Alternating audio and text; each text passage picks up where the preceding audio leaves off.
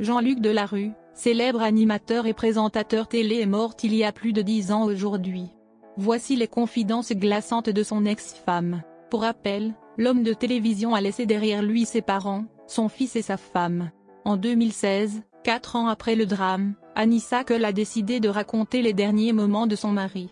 Retour sur ces confidences bouleversantes. L'histoire d'amour entre Jean-Luc Delarue et Anissa Keul a certes été brève mais intense. C'est en 2011, lors d'une exposition de Louise Bourgeois à Beaubourg, que leurs regards se croisent pour la première fois. À l'époque, l'animateur sortait de sa relation avec l'ancien mannequin Inès Sastre. En voyant la jeune femme, celui que l'on surnomme l'homme à l'oreillette tombe directement sous son charme. De son côté, Anissa, bien que conquise, va le faire gentiment patienter. Il nous a fallu plusieurs semaines avant de nous mettre en couple, confie-t-elle. Ensemble, les tourtereaux ont connu des hauts et des bas, entre les différents déboires de l'animateur et l'annonce de son double cancer.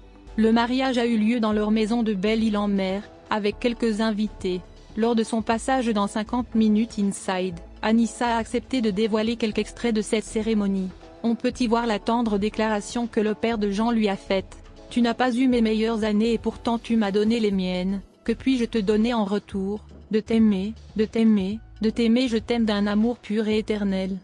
Anissa mon ange, mon cœur blanc comme tu m'appelles souvent, ma première et dernière épouse. » Selon les confidences d'Anissa Keul, Jean-Luc Delarue ne parlait jamais de sa mort. De plus, il n'a pas conçu d'enfant. Hélas, 3 mois après s'être dit oui, l'animateur de France 2 a succombé à sa maladie. Se souvenant de ses derniers instants, sa veuve a confié à 50 minutes Inside. Il m'a demandé de fermer les volets, d'éteindre la lumière, de lui donner ses boules quies. C'est ce que j'ai fait. Puis il s'est endormi, j'ai pris un livre, j'étais avec lui et il s'est endormi. J'ai l'impression qu'il est parti en paix parce qu'il s'est endormi avec le sourire. Pour Anissa, avoir été aimée par un homme comme Jean-Luc est un privilège.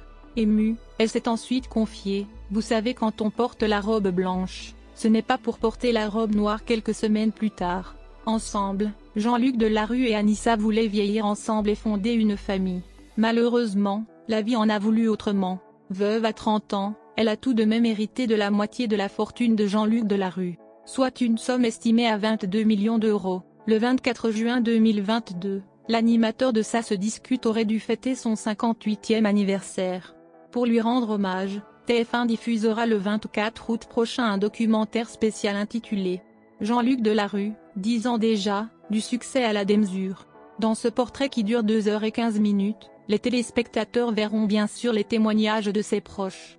Cependant, Elisabeth Bost, sa première épouse et mère de son fils, n'apparaîtra pas. Pourquoi? Selon Viewing, l'animatrice ne souhaitait pas s'exprimer sur le sujet.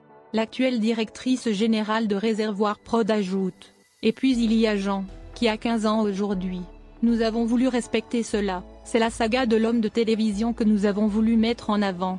Pour rappel, Elisabeth Bost avait tenté de faire annuler le mariage de son ex-mari et d'Anissa Khelifi. La raison, elle conteste le partage de l'héritage du père de son fils. Elisabeth craint que Jean perde beaucoup d'argent, assurant que les enfants sont exonérés de droits de succession, contrairement aux veuves.